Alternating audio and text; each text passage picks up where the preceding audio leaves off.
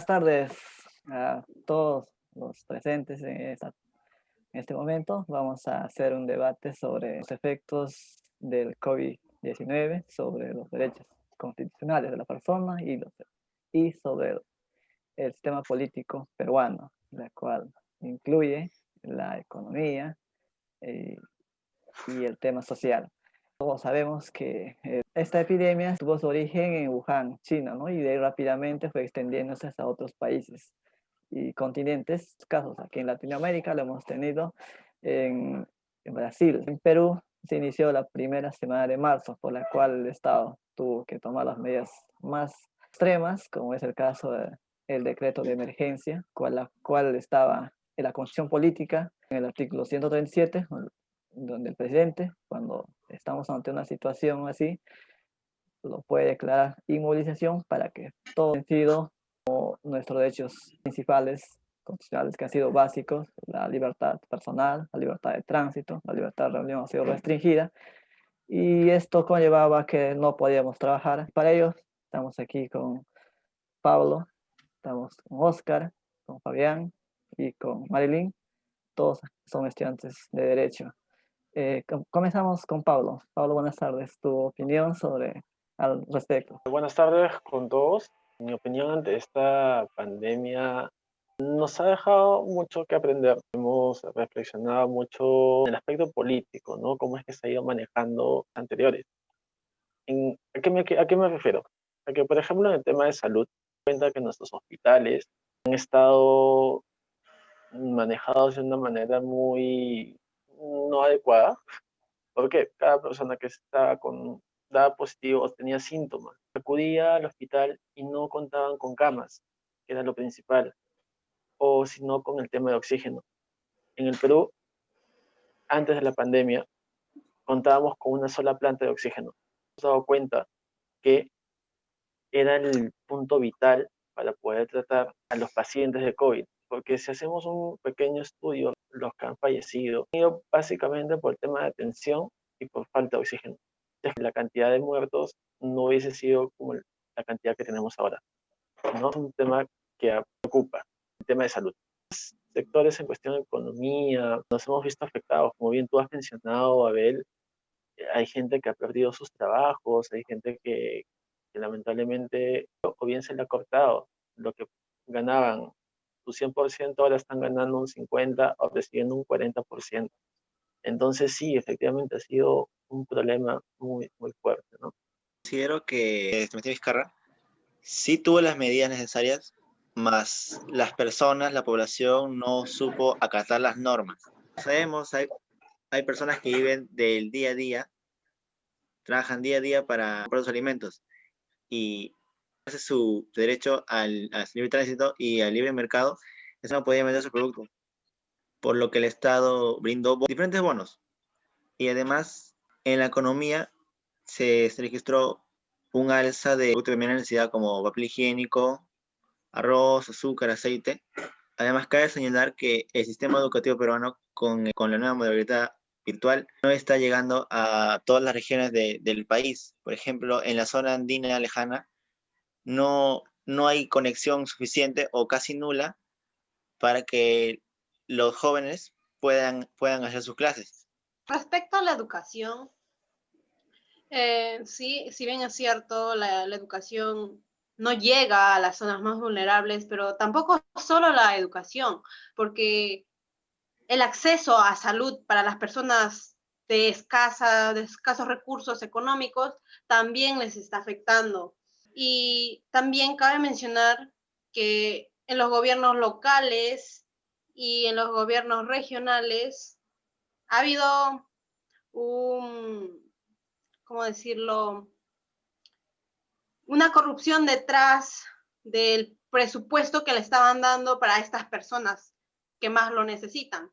Además de la corrupción en nuestro país, fue la crisis económica, porque a los comerciantes ambulatorios eran a los que más le privaban de vender sus cosas, ¿no? Y ahora, en esta pandemia, nos privaban nuestra libertad, porque no podíamos salir. Y también había muchas cuestiones no aplicables entre los decretos legislativos que no se han cumplido, por ejemplo, la división de géneros para salir a las calles, ¿no?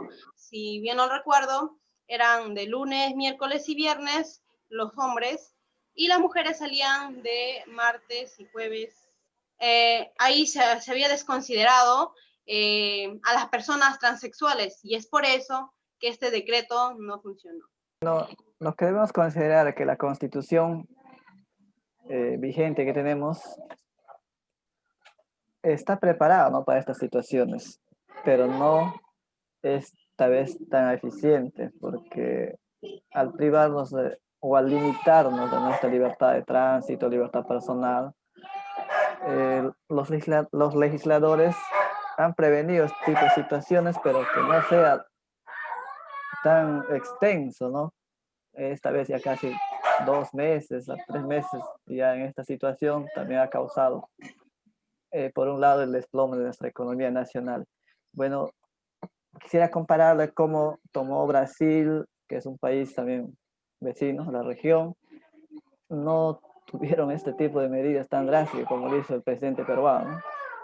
Lo restaron ellos importancia, por lo cual su economía ha seguido manteniéndose con normalidad, aunque tenemos también los contagios, pero su economía no ha sido tan grave como la nuestra, ¿no? Yo creo que en ese sentido, no sé, algunas palabras, Fabián. Claro, concuerdo contigo y con mis demás compañeros, Abel. Como dices, ¿no? Sí hubo leyes, hubo reformas, hubo decretos, sin embargo, creo que más allá de las personas, el mismo gobierno, tanto ejecutivo como judicial, no supieron cómo ejecutarlas y además la población también fue bastante irresponsable de ese modo. A lo largo de estos meses vimos cómo los contagios aumentaron, no solamente en Lima, sino en bastantes provincias, a lo largo y ancho del Perú. Sin embargo, bueno, hubo beneficios de eso. El medio ambiente se vio favorecido. Hubo reducción de desechos en parques, lagos, ríos y el mar peruano.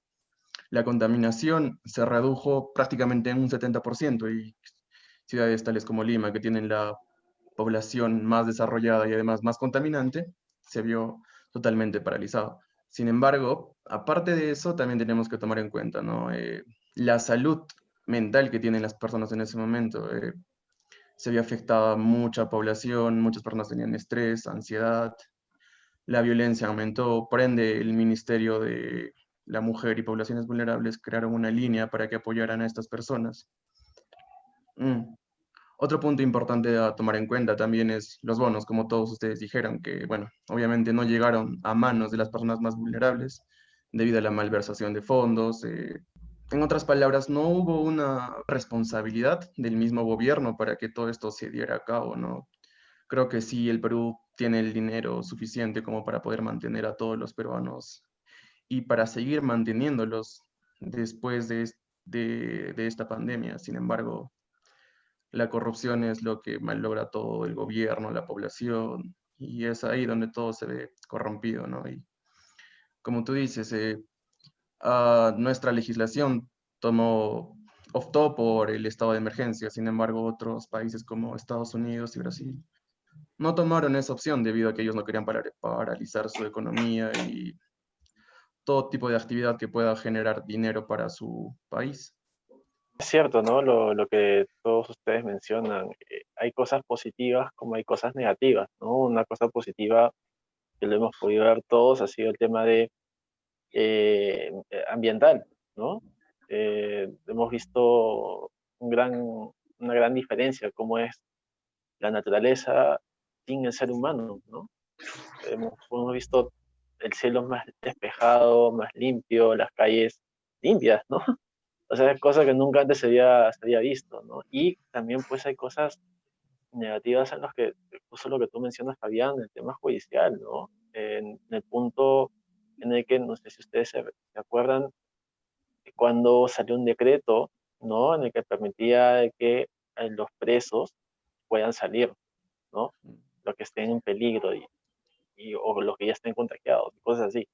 Entonces, ha habido sí, pues ciertas fallas, ciertas falencias dentro del Estado que pues ha tenido como consecuencia esto, ¿no? La cantidad de muertos, tal vez, ¿no? Y la cantidad de contagios, ¿no? Y las personas mismas que no han sido conscientes de este problema. Creo que un punto Cercano para el Perú. relevante que destacar es que el Perú nunca estuvo preparado para una pandemia y que el sistema de salud no fue eficaz en esta situación. Vimos que varios hospitales estaban colapsados, inclusive creo que la plaza de Todos Ocho fue usada como un refugio para vagabundos. Podemos mencionar que la alza de productos de primera necesidad, leche, azúcar, arroz, papel higiénico, entre otros. Además, también se ha incrementado la pobreza en, en Lima y en otros distritos. Ujú. Y, o sea, ¿ustedes creen que había un problema con la ética? ¿Había una falta de ética? Tanto para el gobierno como para el mismo ciudadano. Principalmente yo creo que sí, porque obviamente nadie ha cumplido las normas, ¿no? Bueno, en lo personal y bueno, en lo familiar yo sí cumplí con las normas, no he salido de mi casa cuando me encontraba en Lima durante toda la pandemia. Hasta, claro, hasta que dieron ya como que permisos para los vuelos entre provincias y demás.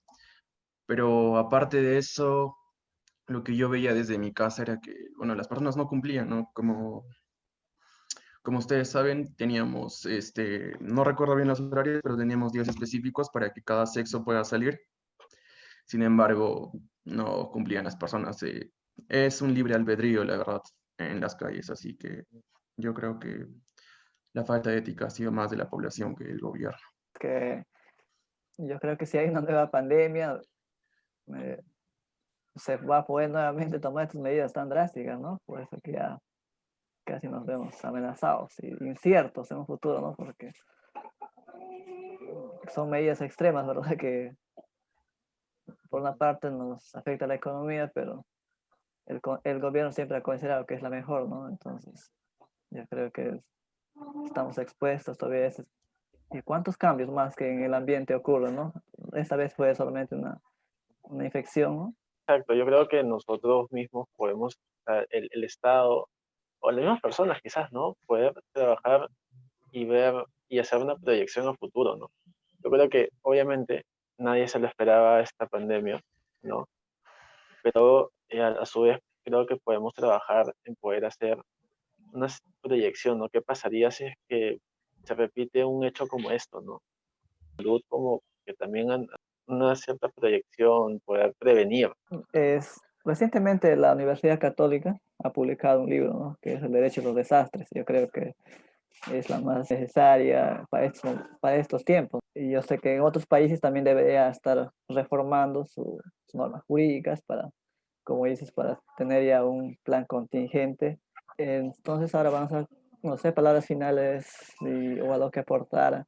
En mi opinión, creo que debemos tener en cuenta que no siempre vamos a depender del Estado. También hay que ser conscientes como personas y hacer caso a las leyes, nuestra vida, porque es innata. Creo que está claro, ¿no? Las conclusiones de este problema, de la pandemia, ¿no?